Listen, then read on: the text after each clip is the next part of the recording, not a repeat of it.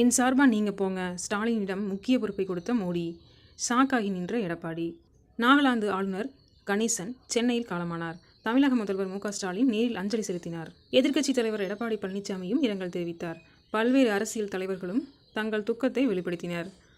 ஆனால் பிரதமர் மோடி நேரில் வந்து அஞ்சலி செலுத்தவில்லை.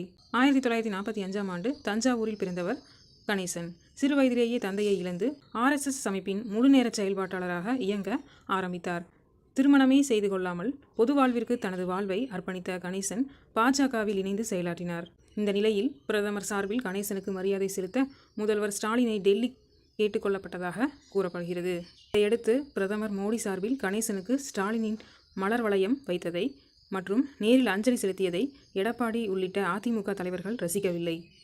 மோடி ஏன் ஸ்டாலினிடம் இந்த செயலை செய்ய சொல்லிக் கொடுத்தார்? கூட்டணி தலைவரினிடம் கொடுத்திருக்கலாம், அல்லது கட்சித் தலைவர் நயினாரிடம் கொடுத்திருக்கலாம், அல்லது மூத்தவர் மத்திய இணையமைச்சர் என்ற முறையில் முருகனிடம் கொடுத்திருக்கலாம். மோடி ஏன் ஸ்டாலினிடம் இந்த செயலை செய்ய சொன்னார்?